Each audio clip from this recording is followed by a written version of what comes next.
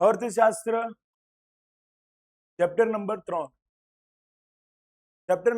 એટલે કે નાણું અને ફુગાવો.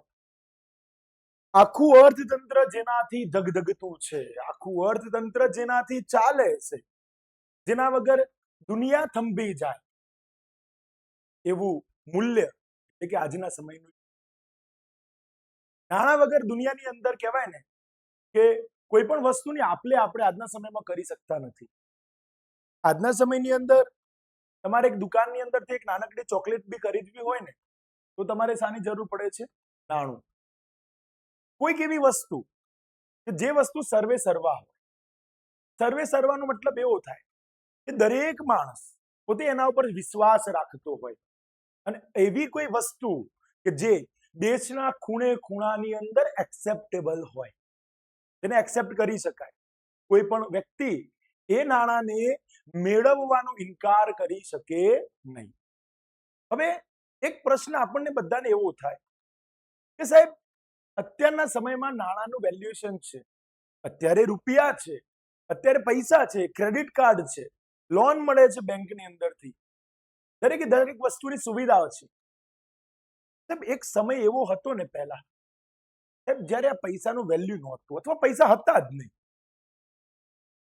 જે નાણું અત્યારના સમયમાં આપણે જે ઉપયોગ કરીએ છીએ એ નાણું પહેલાના સમયમાં હતું જ નહીં. તો કેવી રીતે પ્રથા ચાલતી હતી, કેવી રીતે લોકો પોતાનું જીવન જીવતા હતા?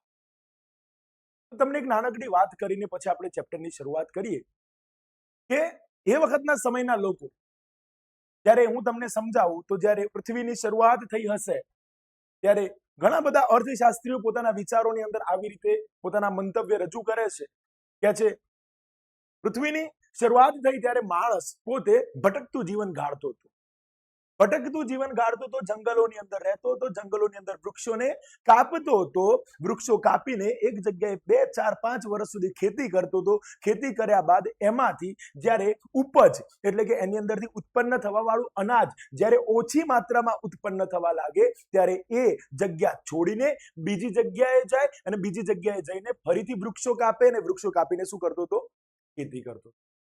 આ ખેતીને આપણે કદાચ 10મા ધોરણની અંદર તમે ભણીને આવેલા છો, જેને ઝૂમ પદ્ધતિની ખેતી અથવા તો સ્થળાંતરિત ખેતી તરીકે ઓળખવામાં આવતી.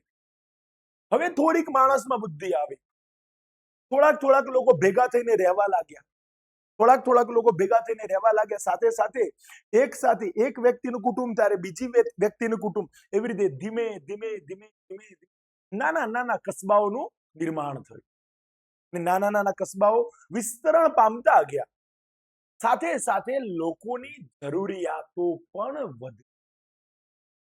શરૂઆતના સમયની અંદર જ્યારે વાત કરવામાં આવે તો એ વખતના સમયની અંદર લોકોની જરૂરિયાતો માત્ર ને માત્ર બેઝિક જરૂરિયાતો હતી, પ્રાથમિક જરૂરિયાતો હતી. એવી જરૂરિયાતો કે જે ખાલી ખાવા પીવા રહેઠાણ પૂરતી જરૂરિયાતો હતી. જેમ જેમ સમય જાય છે તેમ લોકોની જે જરૂરિયાતો છે એ કેવી થાય છે? વધતી જાય છે. અને વધતી જાય છે જેના કારણે પોતાના જોડે જે ચીજ વસ્તુઓ હતી એટલી જ એમને પોતાનું જીવન જીવવા માટે મર્યાદિત લાગવા લાગી. મતલબ કે એમના જોડે જેટલી ચીજ વસ્તુઓ છે ને એટલી એમને કેવી લાગે છે? ભાઈ આટલામાં મારું જીવન ચાલશે નહીં. પેલો વ્યક્તિ જે વસ્તુ ઉત્પાદન કરે છે એ મારે પણ જોઈએ, ફલાણો વ્યક્તિ જે વસ્તુનું ઉત્પાદન કરે છે એ મારે પણ જોઈએ. જેમ કે એક્ઝામ્પલ તરીકે કોઈક મોચી હતો તો ચપ્પલ બનાવતો હતો, કોઈ ગોવાળ એટલે કે ગાય ભેંસોનો ઉછેર કરવા વાળો વ્યક્તિ હતો, તેના ઘરેથી દૂધ, ઘી દરેક વસ્તુઓ મળતી હતી. કોઈક પિંજારો હતો તો પોતે કાપડ બનાવતો હતો, તો કોઈક દરજી હતો તે કાપડના કપડા બનાવતો. તો કહેવાનો મતલબ એ છે કે બધા જ લોકો અલગ અલગ બિઝનેસ સાથે જોડાયેલા હતા, અલગ અલગ કાર્ય સાથે જોડાયેલા હતા. તો આની અંદર એકબીજાની જરૂરિયાતો કઈ રીતે સંતોષવામાં આવે છે? તો એક એ પદ્ધતિ હતી એ વખતના સમયમાં જેનું નામ હતું સાટા પ્રથા. સાટા પ્રથા એટલે બધાને ખબર જ હશે. આપણે અત્યારના સમયમાં એકદમ દેશી ભાષામાં કહીએ છીએ ને, હાટ. આના હાટે મને આપને, આના હાટે મને આપને. આપણે વસ્તુ એકબીજા મિત્રની અંદર આપણે એક વસ્તુની લેવડ દેવડ કરીએ છીએ કે નથી કરતા?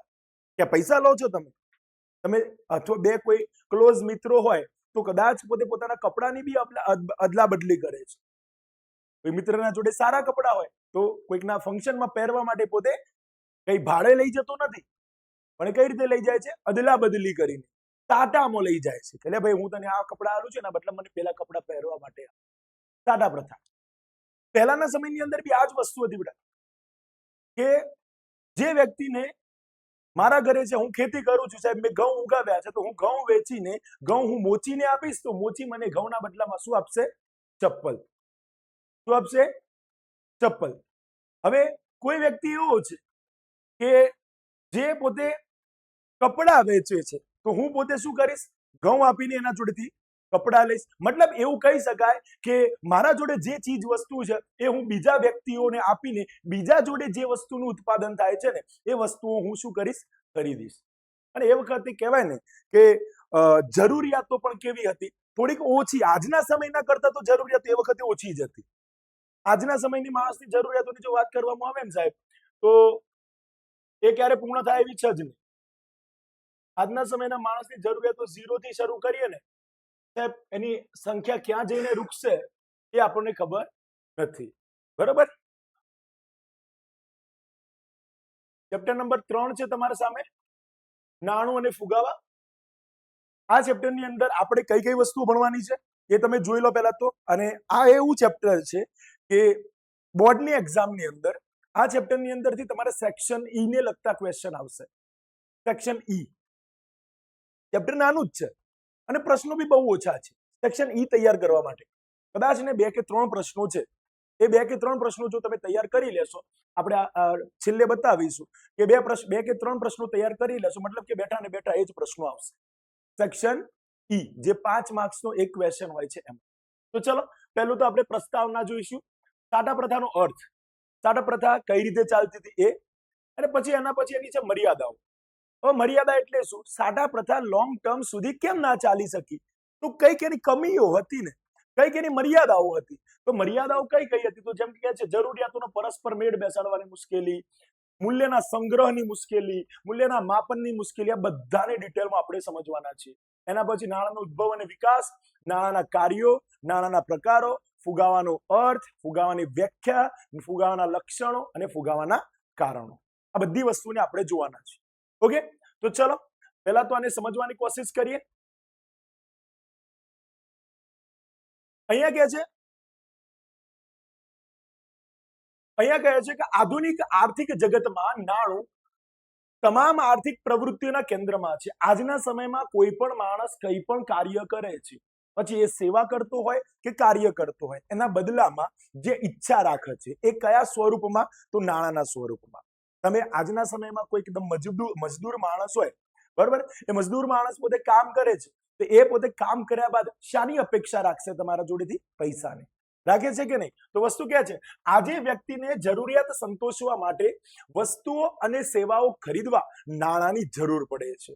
નાણું વિનિમયનું માધ્યમ છે. વિનિમયનો મતલબ શું? વિનિમયનો મતલબ થાય આપલે. આપલે એટલે કે કોઈ આપણે નાણું આપીશું, તેના બદલામાં વસ્તુ આપણને મળશે. સમજ પડે છે? અથવા તમે જો દુકાનદાર છો, તમે વસ્તુ આપશો તો એના બદલામાં તમને શું મળશે? નાણું મળશે. તો વિનિમયના માધ્યમ તરીકે આજના સમયમાં કોનો ઉપયોગ થાય છે? નાણાંનો. ને કે છે સાથે સાથે મૂલ્યનું સંગ્રાહક પણ છે. તમે પૈસાને સ્ટોર કરી શકો છો? આજના સમયમાં પૈસાને સ્ટોર કરી શકીએ છીએ ને? હા, આપણે લોંગ ટર્મ સુધી સાચવી શકીએ છીએ. અરે કેટલા લોકો તો એવા છે કે જે લોકો પોતે 7 પેઢીઓ માટે પૈસા ભેગા કરીને અત્યારે જાય છે. સમજ્યા પડે છે ને? અત્યારે આપણા પૈસા છે ને, રૂપિયા, એને આપણે સ્ટોર કરી શકીએ છીએ. આપણા ઘરની અંદર બી સ્ટોર કરી શકો છો, અથવા બેંક. મોસ્ટ ઇમ્પોર્ટન્ટ તો છે બેંક. બેંકની અંદર આજના સમયમાં મોસ્ટ લોકો શું કરતા હોય છે? પૈસા સંગ્રહ કરતા હોય છે. અને શું કરવા માટે સંગ્રહ કરે છે? ભવિષ્યમાં ઉદ્ભવનારી જરૂરિયાતો ખરીદવા લોકો નાણાંને બચાવે છે. આજના સમયની જ જરૂરિયાતોને નહીં, પણ આવવા વાળા સમયની જરૂરિયાતોને ધ્યાનમાં લઈને લોકો પોતે આજે પૈસા શું કરે છે? સેવ કરે છે, બચાવે છે. અને એના પછી કે છે માનવી અમર્યાદિત જરૂરિયાતો ધરાવે છે. માણસની જરૂરિયાતો કોઈ ઓછી છે. સાયકલ લાવે, સાયકલ લાવ્યા પછી એમની જરૂરિયાત કઈ ઉત્પન્ન થાય? ગાડી, બાઇક હોય ત્યારે મજા આવી જાય. જો બાઇક આવી જાય તો પછી શું ઈચ્છા થાય એમની? 4 વ્હીલ હોય તો સાહેબ ભાઈ નાની મોટી તો નાની મોટી 4 વ્હીલો જોઈએ ભાઈ. અને જો 4 વ્હીલ આવી જાય એટલે કે ના, કંપનીની મોટી ગાડી લાવવી. મતલબ કહેવાનો મતલબ એ છે કે માણસની જરૂરિયાતો છે ને એ ક્યારેય સંતોષાવાની નથી, પૂર્ણ થવાની જ નથી. સમજાય છે ને? કોઈ અરબપતિ માણસ હશે ને તો એ બી માણસ અત્યારે બી મહેનત મજૂરી કરે જ જાય છે. કેમ? કારણ કે એની પણ કંઈક જરૂરિયાતો છે, જે જરૂરિયાતોને સંતોષવા માટે એ પોતે શું કરે છે? કાર્યરત રહે. સમજાય છે? હવે એના પછી કહે છે કે પ્રાચીન માનવીની અમર્યાદિત જરૂરિયાતો ધરાવે છે, વળી બધી જ જરૂરિયાતો તે જાતે પૂરી કરી શકતો નથી. તમે તમારા જીવનની અંદર જેટલી પણ ચીજ વસ્તુઓનો ઉપયોગ કરો છો, શું એ બધી વસ્તુઓ શું તમે ઉત્પન્ન કરી છે? ના, તમે બીજા લોકો પાસેથી ખરીદી છે. જેમ કે તમે બેગ લઈને આવો છો, કપડાં પહેરો છો, અથવા તો બીજી અન્ય જે કંઈ પણ વસ્તુનો ઉપયોગ કરો છો, એ દરેક વસ્તુ તમે બીજા અન્ય લોકો જોડેથી શું કર્યું છે? ખરીદી છે. શું ફ્રીમાં ખરીદી છે? તો ના. કઈ રીતે ખરીદેલી છે?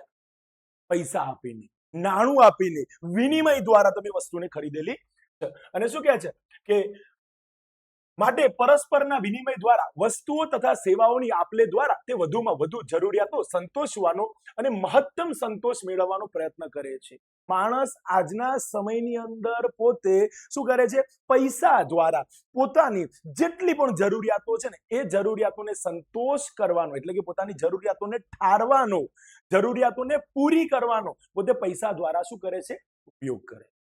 સમજાય છે વસ્તુ? અને એના પછી કહે છે પ્રાચીન સમયમાં માણસે પોતાની પાસે હોય તેવી વસ્તુઓ અને સેવાઓ આપીને પોતાને જરૂરી અન્ય વસ્તુઓ અને સેવાઓ મેળવવાનો પ્રયત્ન કર્યો. અને આ પ્રથાને વસ્તુ વિનિમય પ્રથા તરીકે ઓળખવામાં આવે છે. વસ્તુ વિનિમય પ્રથા, વસ્તુ વિનિમય પ્રથા, વસ્તુ વિનિમય પ્રથા કોને કહેવામાં આવે છે? કોઈ પણ વસ્તુ કે સેવાના બદલામાં વસ્તુ કે સેવા આપવી. તે વસ્તુ કે સેવાના બદલામાં શું આપવું? વસ્તુ કે સેવા આપવી. તે સમજ પડે છે? વસ્તુ કે સેવાના બદલામાં જે ચીજ વસ્તુ કે સેવા આપવી એને શું કહેવાય? વસ્તુ વિનિમય પ્રથા. બરોબર? તો શું કહે છે? તો જુઓ, વસ્તુ અને સેવાઓ મેળવવાનો પ્રયત્ન કર્યો અને આ પ્રથાને વસ્તુ વિનિમય પ્રથા કે સાટા પ્રથા કહેવામાં આવે છે. યાદ રહેશે? સાટા પ્રથા કોને કહેવામાં આવે છે? વસ્તુ કે સેવાના બદલામાં વસ્તુ કે સેવા મેળવવાની પ્રથા. ચોખાના બદલામાં ઘઉં, ઘઉંના બદલામાં ઘી, ઘીના બદલામાં કાપડ, કાપડના બદલામાં ચપ્પલ, ચપ્પલના બદલામાં કપડા. આ બધી વસ્તુઓ શું છે? વસ્તુના બદલામાં વસ્તુ મેળવવામાં આવે છે ને. તો આને શું કહેવામાં આવે છે? સાટા પ્રથા. હવે સાટા પ્રથાનો અસલ અર્થ આપણે જોઈએ તો વ્યાખ્યા આપેલી છે. હમણાં હાલ જ આપણે 3 થી 4 વખતે બોલી ગયા. વસ્તુ વિનિમય પ્રથા એટલે વસ્તુ કે સેવાના બદલામાં અન્ય વસ્તુ કે સેવા મેળવવાની પ્રથા. મેં હાલ કીધું ને, વસ્તુ કે સેવાના બદલામાં અન્ય વસ્તુ કે સેવા મેળવવાની પ્રથા. એને શું કહેશો? સાટા પ્રથા. સિમ્પલ વસ્તુ, એકદમ ઈઝી વ્યાખ્યા છે. આવડી છે? ઓકે, ચલો. એના પછી કહે છે સાટા પ્રથાની મર્યાદાઓ આપણે ચાલુ કરીએ. શરૂઆતના વર્ષોમાં ગ્રામ સમાજની વ્યવસ્થા, ખેતીનો પરસ્પરનો વ્યવહાર, ખેતીની અંદર જે કંઈ પણ ચીજ વસ્તુનું ઉત્પાદન થાય, લોકો શું કરે? એકબીજા સાથે અદલા બદલી કરે કે ના કરે? કારણ એટલા માટે કે પોતાની જરૂરિયાતોને જેથી સંતોષી શકે. તો શું કહે છે કે વર્ષોમાં ગ્રામ સમાજ વ્યવસ્થા, ખેતીનો પરસ્પરનો વ્યવહાર તથા ખૂબ ઓછી જરૂરિયાત વાળું સાદું જીવન હતું. લોકોની જે જરૂરિયાતો હતી ને કેવી હતી? ઓછા પ્રમાણમાં હતી. એટલી બધી કઈ જરૂરિયાતો નહોતી જે આજના સમયમાં જોવા મળે છે. આજના સમયમાં તો ટેકનોલોજીએ વધારે પડતી લોકોની જરૂરિયાતો વધારી દીધેલી છે. એ ટેકનોલોજીને આપણે પછી વાત કરીએ, પણ આજે એ વખતની વાત કરીએ કે જે પ્રાચીન કાળમાં લોકોની જરૂરિયાતો કેવી હતી ને એ લોકો પોતાની જરૂરિયાતો કેવી રીતે સંતોષ. બરોબર? તો ચલો, શું કહે છે? ખેતીનો પરસ્પરનો વ્યવહાર તથા ખૂબ ઓછી જરૂરિયાત વાળું સાદું જીવન હતું. એટલે વસ્તુ વિનિમય પ્રથા દ્વારા માનવી પોતાની જરૂરિયાતો સંતોષતો રહ્યો.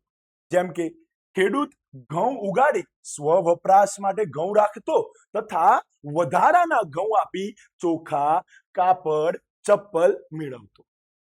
કે ચપ્પલ બનાવનાર કોઈ વ્યક્તિ તો શું કરે? તો ચપ્પલ બનાવનાર આ જ રીતે ચપ્પલ આપીને અનાજ, કાપડ, ઘી વગેરે મેળવતો. આ પ્રોસેસ થતી હતી. હવે શું કહે છે? જ્ઞાન આપનાર શિક્ષક ગુરુજીને જ્ઞાનના બદલામાં શું મળતું હતું?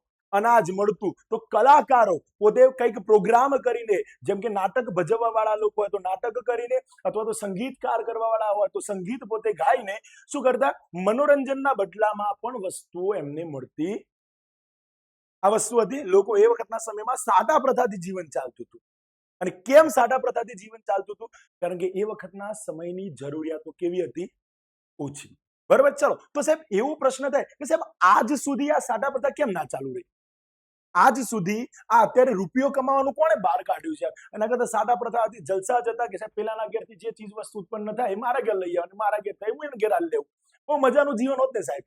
પણ અહીંયા પ્રોબ્લેમ એ થાય છે કે જેમ જેમ સમય બદલાતો જાય છે, લોકોની મેન્ટાલિટી બદલાય છે, અને લોકોની મેન્ટાલિટી બદલાય છે સાહેબ, ત્યારે લોકોની જરૂરિયાતો પણ બદલાય છે. અને લોકોની જ્યારે જરૂરિયાત બદલાય ત્યારે માણસ એક વ્યક્તિ જોડેથી જ નહીં પણ 1000 વ્યક્તિ જોડેથી પણ આપલે કરે ને તો પણ ઓછું પડે. સમજાય છે? જો શું કહે છે? પણ સમાજ અને આર્થિક જગતનો વિકાસ થતા, વસ્તીમાં વધારો થતા, જરૂરિયાતો વધવા લાગી. પબ્લિક વધી એટલે જરૂરિયાતો વધી અને સૂક્ષ્મ પણ થવા લાગી. ઝીણી ઝીણી જરૂરિયાતો પણ વધવા લાગી અને ઔદ્યોગિકરણ આવી ગયું. 18મી સદીની અંદર યુરોપની અંદર જે ઔદ્યોગિકરણ આવી, ઔદ્યોગિકરણ અને શહેરીકરણ અને શ્રમ વિભાજન તથા વિશિષ્ટીકરણના કારણે સાદા પ્રથા મર્યાદાવાળી બની. હવે પરસ્પરના પ્રત્યક્ષ વ્યવહારો ઓછા થઈ ગયા. જે અદલા બદલી કરતા હતા, સેવાના બદલામાં સેવા, વસ્તુના બદલામાં વસ્તુ, જે આ પ્રોસેસ ચાલતી હતી ને કેવી થવા લાગી? ધીમે ધીમે ઓછી થવા લાગી. અને કહે છે જરૂરિયાતો કેવી થઈ ગઈ? વધી ગઈ. તો આના મુજબ આપણે જોઈએ તો સાદા પ્રથાની મર્યાદાઓ કઈ કઈ છે? તો જો પહેલો જ મુદ્દો છે કયો ભાઈ? જરૂરિયાતોનો પરસ્પર મેળ બેસાડવાની મુશ્કેલી. ચલો પહેલા આને સમજી લઈએ. તો શું કહે છે? આર્થિક સામાજિક વિકાસ થવાની સાથે માણસની જરૂરિયાતો વધી, લોકોની મેન્ટાલિટી બદલાય. દુનિયાની અંદર જેટલા પ્રમાણમાં લોકો પોતાની બુદ્ધિનો ઉપયોગ કરે છે ને એટલા પ્રમાણમાં લોકોની જરૂરિયાતો બદલાય છે. પહેલાના સમયની અંદર તમને વાત કરું તો તમારા દાદા દાદી અથવા મમ્મી હશે કે જે નદીએ પોતે કપડાં ધોવા માટે કદાચ જાતા હશે, અને અત્યારના સમયમાં ટેકનોલોજીના કારણે તમારા ઘરની અંદર શું આવી ગયેલું છે? વોશિંગ મશીન આવી ગયેલું છે કે જેને એમની જરૂરિયાત બદલી નાખી. ભાઈ હવે કપડાં ઊંચા કરીને ક્યાં લઈને જવાના? હવે ઘરની અંદર જ પોતે એક કોણાની અંદર એક મશીન પોતે આખા કપડાં ધોઈ બી દે અને સૂકવી પણ લે છે.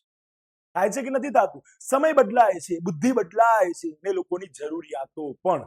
સમજાય છે? તો હવે શું કહે છે કે માણસની જરૂરિયાતો વધી અને અર્થતંત્ર સરળમાંથી જટિલ બન્યું. કહે છે પહેલા ઘઉં આપીને ચોખા મેળવવા કે ચોખા આપીને કાપડ મેળવવું જે રીતે સરળ હતું તે હવે રહ્યું નહીં. બરાબર ને? પહેલાના સમયમાં જેટલું ઈઝી હતું, ભાઈ આટલા ચોખા લઈ જાય, એના બદલામાં આટલા ઘઉં આપી જાય, આટલા કિલો ચોખા લઈ જાય તો આટલા કિલો મને ઘી આપી જાય. તો આ જે હતું ને, જેટલું ઈઝી લાગતું હતું ને એ વખતના સમયમાં, હવે એટલું રહ્યું નહીં. તો શું કહે છે કે કારણ કે જેમની પાસે ચોખા હતા તેને ઘઉંની જરૂર નહોતી. હવે સિમ્પલ છે ને, જેમ કે એક્ઝામ્પલ તરીકે તમને સમજાવું. મારા જોડે ઘઉં છે અને હું ઘઉં આપીને તમારા જોડે શું છે? ઘી છે. બરાબર? મારા જોડે ઘઉં છે, તમારા જોડે ઘી છે. મારે ઘીની જરૂરિયાત છે, તો હું મારા ઘરે જે ઘઉં છે એ ઘઉં લઈને તમારા ઘરે જઈશ કે ભાઈ મને તમે શું કરો? તમારા ઘરે જે ઘી છે ને એ મને ઘી આપો, એના બદલામાં હું તમને શું આપું છું? ઘઉં. પણ અહીંયા સામે તમે મને એવો જવાબ આપો છો કે ભાઈ મારે ઘઉંની કોઈ જ જરૂરિયાત નથી. તો હું આ જે ઘી છે ને એ ઘઉંના બદલાની અંદર નહીં પણ કાપડની બદલાની અંદર વેચવા માંગુ. તો અહીંયા જરૂરિયાતોનો પરસ્પર મેળ બેસતો નહોતો. અહીંયા જે ઘઉં વાળો હતો એ વ્યક્તિ ઘી વગરનો રહી. સમજાય છે? તો વસ્તુ જો શું કહે છે કે તેને ઘઉં જરૂર ન હતી, તેને ચોખાના બદલામાં કાપડની જરૂર હતી, અને જેની પાસે કાપડ હતું તેને ચોખાના બદલામાં નહીં પણ ઘીના બદલામાં કાપડ આપવું હતું. અને આમ વસ્તુ વિનિમય પ્રથામાં પરસ્પર મેળ બેસાડવો કેવો પડ્યો? અઘરો પડ્યો. અને અવિભાજ્ય વસ્તુના સામે વિભાજ્ય વસ્તુનો વિનિમય કેવી રીતે કરવો તે પ્રશ્નોનું પણ અહીંયા નિરાકરણ આવતું નહોતું. એટલે કે ઘણા મોટા મોટા પ્રશ્નો ઉભા થયા. કેવા પ્રશ્નો ઉભા થયા? સિમ્પલ વસ્તુ છે. તમારા જોડે ચપ્પલ છે, તમે ચપ્પલ વેચવા માટે બેસેલા છો. તમે ચપ્પલ શાના માટે વેચવા બેસેલા છો? કે ભાઈ ઘરની અંદર મારે ઘઉં આવે. શું આવે? ઘઉં આવે. તો તમે ચપ્પલ લઈને ઘઉં વાળા વ્યક્તિના ઘરે જાઓ છો અને કહો છો ભાઈ લો આ ચપ્પલ લો, એના બદલામાં મને શું આપો? ઘઉં આપો. પણ પેલો ઘઉં વાળો માણસ કહે છે ભાઈ મારે ચપ્પલ તો છે, મારે આ ઘઉં છે ને એ પોતે કાપડના બદલામાં મારે આપવા છે. સમજ પડી? ત્યારે ચપ્પલ વાળાને તો ઘઉં મળતા નથી. ત્યારે આ માણસ એ ઘઉં લઈને કાપડવાળાના ઘેર જાય છે, તો કાપડવાળો શું કહે છે, ભાઈ મારે કાપડ તો વેચવાનું છે, પણ ઘઉંના બદલામાં નહીં. શાના બદલામાં? બીજી અન્ય કોઈ ચીજ વસ્તુના બદલામાં. મતલબ કે અહીંયા વિભાજ્ય વસ્તુનું અવિભાજ્ય વસ્તુ સાથે જે બંધ બેસવો જોઈએ એ બંધ બેસતો નહોતો. જેના કારણે આ સાટા પ્રથાની પહેલી જ મર્યાદા જરૂરિયાતોનો પરસ્પર મેળ બેસાડવાની મુશ્કેલી ઊભી થઈ. લોકોની જરૂરિયાતો પૂરી જ નહોતી થતી ને. કેમ? કારણ કે ભાઈ મારે શાની જરૂરિયાત છે? દૂધની જરૂરિયાત છે. હવે દૂધની જરૂરિયાત છે તો પેલા વ્યક્તિ જેના ઘરે ઘઉં છે, બરાબર, હું પોતે શું કરું છું, ઘઉં લઈને પેલા વ્યક્તિના ઘરે, દૂધવાળાના ઘરે જાઉં છું, તો વ્યક્તિ કહે છે ભાઈ મારે તો ઘઉં નથી જોઈતા. એ શું કહે છે, ભાઈ મારે ચપ્પલના બદલામાં દૂધ આપવાનું છે. તો પ્રશ્નો તો ત્યાં તો ઉભો થાય છે ને. એટલે કે અહીંયા આવી રીતે સાદા પ્રથા કેવી થવા લાગી? મુશ્કેલીમાં મુકાવા લાગી. એના પછી બીજું કહે છે મૂલ્યના સંગ્રહની મુશ્કેલી. મૂલ્યના સંગ્રહની મુશ્કેલી એક્ઝામ્પલ તરીકે તમને સમજાવું. મારા ખેતરની અંદરથી 101 મણ જેવા ઘઉં ઉગ્યા, બરાબર, 100 મણ ઘઉં ઉગ્યા. મારે આખા વર્ષ દરમિયાન સાહેબ 20 મણની ઘઉં જરૂરિયાત પડે. 20 મણ ઘઉંની જરૂરિયાત પડે. મેં 20 મણ નીકાળી લીધા અને બીજા જે વધારાના ઘઉં હતા ને એનું મારે શું કરવું પડતું ખબર છે? તરત ને તરત જ એનું વિનિમય કરી લેવો પડતું. જો લોંગ ટર્મ સુધી બહાર પડી રહે ઘઉં તો કેવા થઈ જાય? સડી જાય કે ના સડી જાય? ખરાબ થઈ જાય કે ના થઈ જાય? જેમ કે મારા ખેતરની અંદર શાકભાજી ઉગાવેલી છે અને શાકભાજી ઉગાવેલી છે તો હું એ શાકભાજી જેવી ખેતરમાંથી નીકાળું તો મારે એક જ દિવસની અંદર શું કરી લેવું પડે? વિનિમય કરી લેવો પડે, વેચી મારવી પડે, આપ લે કરી લેવી પડે, એના બદલામાં કોઈક વસ્તુ લઈ લેવી પડે. જો એ શાકભાજી 2, 3, 4 દિવસ સુધી પડી રહે તો કેવી થઈ જાય? ખરાબ થઈ જાય કે ના થઈ જાય? બસ વસ્તુ આવી થવા લાગી. એટલે કે મૂલ્યનો લોંગ ટર્મ સુધી સંગ્રહ કરી શકાતો નહોતો. શું કહે છે કે વસ્તુ વિનિમય પ્રથામાં વ્યક્તિને મૂલ્યના સંગ્રહની બાબતમાં વ્યાપક મુશ્કેલીઓનો સામનો કરવો પડતો. અહીંયા મૂલ્ય એટલે કે વિનિમયનું મૂલ્ય. ખેડૂત ઘઉંનું ઉત્પાદન કરી ઘઉંના બદલામાં ચપ્પલ કે કાપડ મેળવે, પણ દિન પ્રતિદિન ઉત્પાદન અને ઉત્પાદકતા વધતા. પહેલા 20 મણ, 40 મણ, 50 મણ જ ઘઉં થતા હતા. હવે 101 મણ ઘઉં થવા લાગ્યા. હવે સાચવવા ક્યાં આટલા બધા ઘઉં? અને આખું વર્ષ દરમિયાન એને ખૂબ જ મહેનત મજૂરી કરીને એ ઘઉં ઉગાવ્યા અને ખૂબ મહેનત કરીને ઘઉં ઉગાવ્યા છે, છતાં પણ એ વ્યક્તિને ટૂંક જ સમયગાળાની અંદર એ ઘઉંનું શું કરી લેવું પડતું? વિનિમય કરી લેવું પડતું. એટલે કે છે કે ઘઉં સાચવવા કેવી રીતે એ પ્રશ્ન ઉપસ્થિત થયા. અને ઘઉંનો સંગ્રહ થાય તો ભવિષ્યમાં ઘઉં આપી ફરીથી ચપ્પલ, કાપડ, ચોખા મેળવી શકાય. પણ ઘઉં લાંબો સમય સાચવવા કેવી રીતે? પ્રશ્ન થાય છે કે નથી થતું? ઘઉંને સાચવવા કઈ રીતે? કારણ એટલા માટે સાહેબ વધારેમાં વધારે હું કહું 1 વર્ષ સુધી સચવાય સાહેબ. પછી શું? પછી તો ઘઉં કેવો થવા લાગશે? સળવા લાગશે કે નહીં લાગે? તો મતલબ કહેવાનો મતલબ એ હતો કે આજના સમયમાં જે રૂપિયો છે, જે વર્ષો સુધી આપણે સાચવી શકીએ છીએ, એ પહેલાના સમયમાં વસ્તુ વિનિમય પ્રથાની અંદર વસ્તુને લોંગ ટર્મ સુધી સાચવી શકાતી નહોતી. અથવા તમારા મગજમાં એવો બી પ્રશ્ન આવે કે સાહેબ એ વખતના સમયમાં પ્રાણીઓનો ઉપયોગ કરતા હતા. શાનો ઉપયોગ કરતા હતા? વસ્તુ વિનિમય પ્રથા માટે શાનો ઉપયોગ કરતા હતા? પ્રાણીઓનો. અને એમાં બી સૌથી ઉત્તમ એટલે કે ગાય. શાનો ઉપયોગ કરતા હતા? ગાય. હવે ગાયને બી શું થાય કે 4, 5, 6, 7 વર્ષ સુધી સાચવી શકાય. પછી એ બી વૃદ્ધ થાય, એ બી બીમાર થાય, એ બી મૃત્યુ પામે. તેનું મૂલ્ય ઘટી જાય કે ના ઘટી જાય? અથવા જો મૃત્યુ પામી જાય તો જે મૂલ્યની ગાય હતી એ તો સાહેબ 0 થઈ ગયું ને મૂલ્ય. વસ્તુ આ સમજાવવાની કોશિશ કરે છે. એટલે કે છે વ્યક્તિ મહેનત દ્વારા જે વસ્તુનો મોટા પાયે ઉત્પાદન કરતો તેના બદલામાં તત્કાલ જ એટલે કે તરત જ વસ્તુ કે સેવા મેળવી લેવી પડતી. બાકી આ ઉત્પાદનો કે તે સ્વરૂપમાં વિનિમય મૂલ્ય સાચવવું ખૂબ જ અઘરું થઈ પડ્યું હતું. લોંગ ટર્મ સુધી કોઈ પણ વસ્તુ એ લોકો સાચવી શકતા નહોતા. જેમ આજના સમયની અંદર લોકો શું કરે છે? પેઢીઓના પેઢીઓ સુધી પોતાના બાળકો સુધી બધું સાચવી રાખે છે. પૈસા એટલા સ્ટોર કરે છે ને કે સાહેબ લોંગ ટર્મ સુધી સાચવી શકાય, એનો ઉપયોગ ગમે ત્યારે કરી શકાય. પણ સાહેબ એ વખતના સમયની અંદર આ વસ્તુ શક્ય હતી નહીં. સમજ પડે છે? ઓકે. એના પછી વાત કરીએ મૂલ્યના માપનની મુશ્કેલી. હવે પ્રશ્ન એ થયો કેટલા મીટર કાપડ બરાબર કેટલા કિલો ચોખા? પ્રશ્ન આ બી થતો હતો ને સાટા પ્રથામાં. શું પ્રશ્ન સાટા પ્રથામાં આ થાય? કેટલા જોડ ચપ્પલ બરાબર કેટલા કિલો ઘી? કેટલા? હવે ચોખા અને ઘઉં આ તો બે ભૌતિક રીતે એક સમાન દેખાતા હતા. ચોખા અને ઘઉં. તો ત્યાં સુધી એ બંનેનો આપલે કરવાની હતી ને ચોખા અને ઘઉંની, તો ત્યાં સુધી તો કોઈ પ્રશ્ન ના ઉભો થયો. પણ પ્રશ્ન ત્યારે ઉભો થયો કે વિભાજ્ય વસ્તુની સાથે અવિભાજ્ય વસ્તુ જ્યારે કમ્પેર કરવાની આવી, પણ ચપ્પલની સામે ઘીને કમ્પેર કરવામાં આવે, પણ ચપ્પલની સામે કાપડને કમ્પેર કરવામાં આવે, તો કેટલા એક જોડ ચપ્પલ બરાબર કેટલા મીટર કાપડ.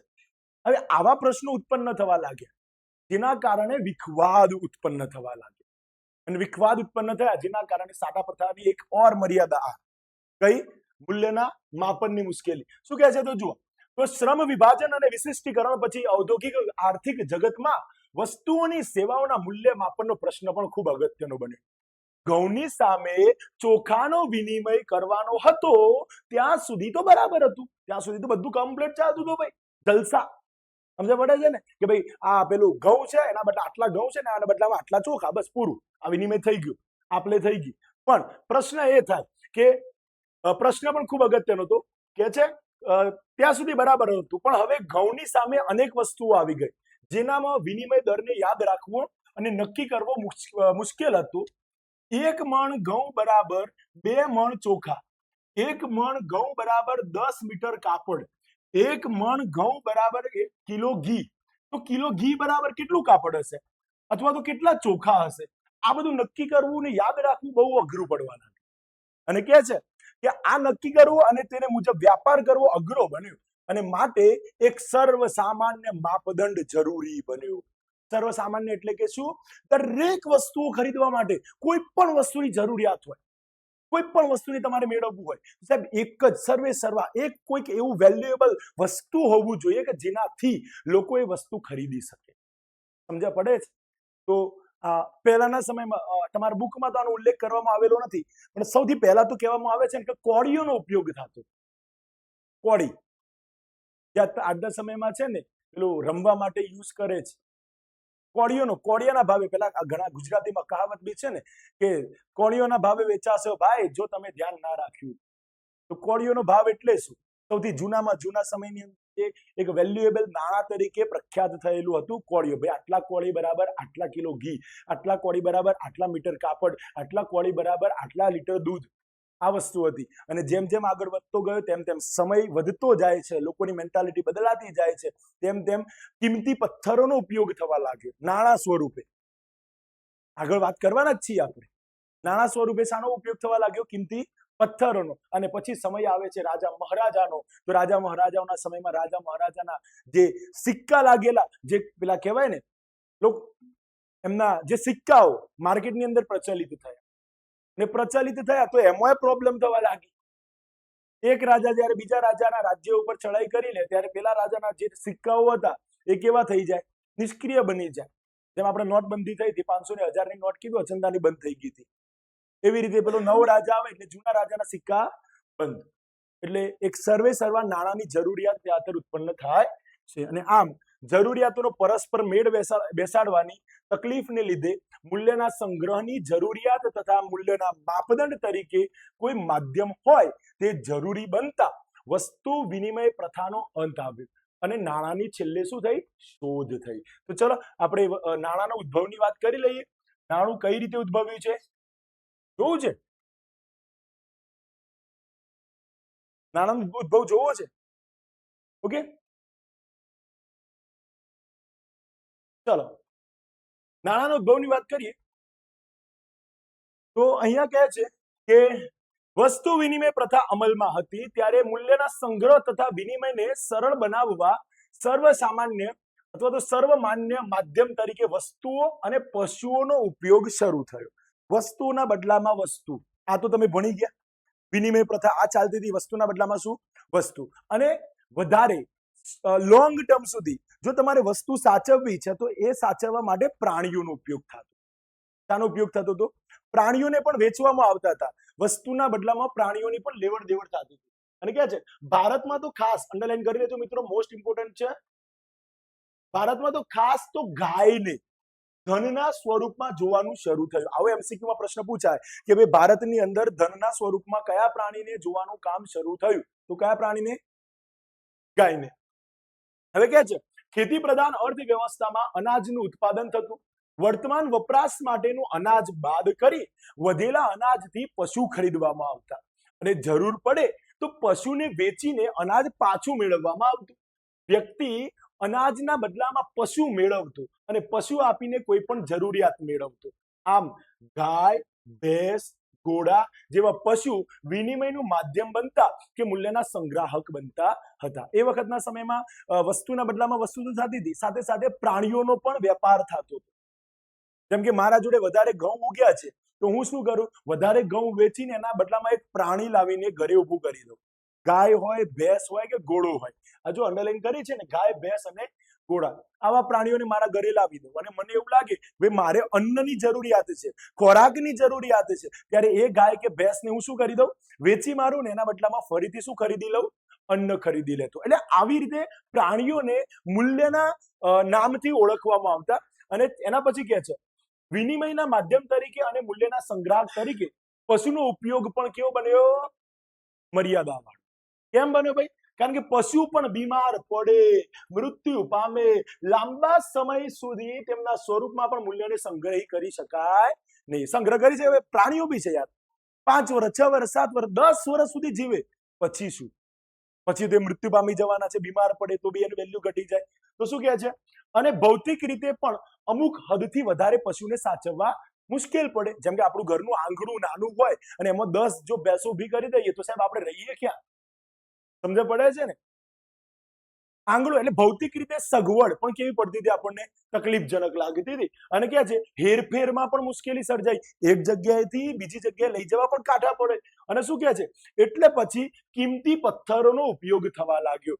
રાજાશાહી વ્યવસ્થા આવતા સિક્કાઓની શરૂઆત થઈ અને રાજધાની તથા નગરોમાં સિક્કાએ શું કર્યું, સૌથી પહેલું શાનાથી શરૂઆત થઈ, સિક્કાથી. સિક્કાએ વિનિમયના માધ્યમ તરીકે કામ શરૂ કર્યું. સિક્કાના બદલામાં કોઈ પણ વસ્તુ મળે, પણ આટલા સિક્કા એક મેન્યુ કાર્ડ જેવું તૈયાર હોય.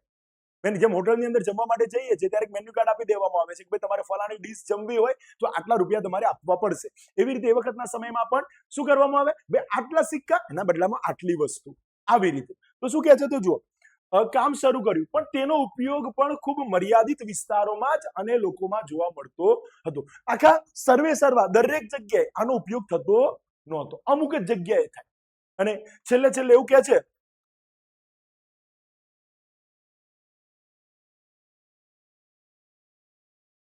એવું કહે છે કે લોકશાહીનો ઉદ્ભવ તથા ઔદ્યોગિકરણ આધુનિક નાણાંના સ્વરૂપ માટે મોટું પ્રેરક બળ બન્યા. મતલબ આજના સમયમાં ધીમે ધીમે જેમ જેમ સમય આગળ વધતો ગયો, લોકોની જરૂરિયાતો વધતી ગઈ, ત્યારે એક સર્વસામાન્ય એટલે કે સર્વમાન્ય બધા જ લોકો જેને માન આપતા હોય એવા નાણાંની જરૂરિયાત ઊભી થાય.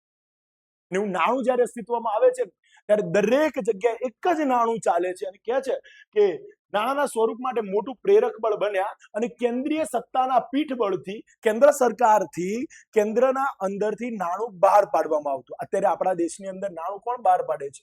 કેન્દ્ર સરકારના હુકમથી આરબીઆઈ બહાર પાડે છે કે નથી પાડતું? તો શું કહે છે, પાડવામાં આવનાર નાણાંને સર્વસામાન્ય અથવા સર્વમાન્ય સ્વીકૃતિ મળી અને વિનિમયના માધ્યમ તરીકે તેને ઝડપભેર માન્યતા પણ મેળવી. દરેક લોકોએ આને સ્વીકારી લીધું. આખા ભારતની અંદર એક જ નાણું, જે આખા ભારતના સાહેબ છેલ્લે પશ્ચિમમાં તમે જાઓ કે પૂર્વમાં જાઓ, ઉત્તરમાં જાઓ કે દક્ષિણમાં જાઓ, જ્યાં જાઓ ત્યાં આખા ભારતની અંદર એક જ નાણું ચાલે. 10 રૂપિયાની નોટ હોય તો સાહેબ ગમે તે જગ્યાએ ચાલે. આખા ભારતની અંદર સર્વમાન્ય નાણું. તમને બધાને કદાચ ખબર હશે, આખા વિશ્વની અંદર સર્વમાન્ય નાણું કયું છે?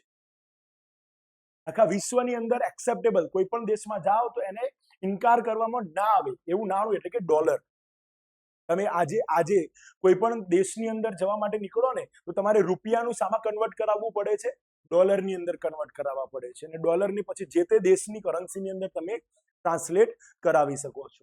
બરાબર, એની વાત પછી કરીશું આપણે.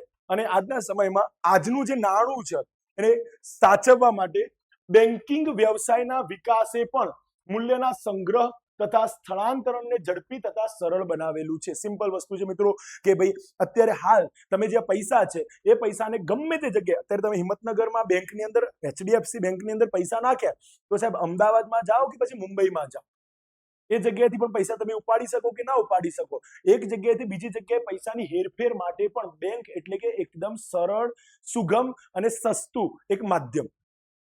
સમજાય છે? નાણાંનું ઉદ્ભવની જરૂરિયાત અહીંયા ઉત્પન્ન થયેલી જોવા મળે છે. અને બે વ્યાખ્યાઓ છે, ખાલી જોઈ લેજો. નાણાંની વ્યાખ્યાઓ છે. નાણાંનો અર્થ અને એના કાર્યો ખાલી જોઈ લો. શું કહે છે? માર્શલના મતે, આ માર્શલ નામનો અર્થશાસ્ત્રી છે. શું કહે છે? કોઈ પણ સમયે અને સ્થળે કોઈ પણ સંશય કે વિશેષ તપાસ કર્યા વિના, વધારે પડતું તપાસ કરવામાં નથી આવતી કે સાચે જ આ ભારત સરકાર દ્વારા બહાર પાડવામાં આવેલું નાણું છે, આવી કોઈ તપાસ કરવામાં આવતી નથી. વધારે તપાસ કર્યા વગર, સંશય કે વિશેષ તપાસ વિના જેના દ્વારા વસ્તુઓ અને સેવાઓનો વિનિમય થઈ શકે તેને શું કહે છે? નાણું કહેવાય. યા એકદમ ઈઝી વ્યાખ્યા છે માર્શલની, અને એમસીક્યુ ની અંદર બી પૂછાય છે. એમસીક્યુ માં ઉપર વ્યાખ્યા લખેલી હોય કે કોઈ પણ સમયને સ્થળે કોઈ પણ સંશય કે વિશેષ તપાસ વિના જેને દરેક જગ્યાએ શું કરવામાં આવે છે? જેના દ્વારા સેવાઓનો વિનિમય થઈ શકે, અને શું કહેવાય? નાણું. તો આ વ્યાખ્યા કોની છે? તો કોની છે? માર્શલ. અને બીજી રોબર્ટસન, એકદમ નાનકડી વ્યાખ્યા છે. શું છે વ્યાખ્યા? રોબર્ટસનના મતે વસ્તુઓ અને સેવાઓના બદલામાં જે સર્વસ્વીકૃત છે તે નાણું છે. યાદ રહેશે? વસ્તુઓ અને સેવાઓ, તમે કોઈ કામ કરો કે કઈ વસ્તુ આપો, એના બદલામાં તમને શું મળે? નાણું મળે. એ નાણું એ શું છે? સર્વસ્વીકૃત. બધા જ લોકો જેને એક્સેપ્ટ કરે છે. ઓકે, અહીંયા સુધી આજે આપણે રાખીએ છીએ. અને નાણાંના કાર્યો અને પછી ફુગાવાના લક્ષણો આપણે નેક્સ્ટ લેક્ચરની અંદર આગળ ચલાવી લઈશું. ઓકે.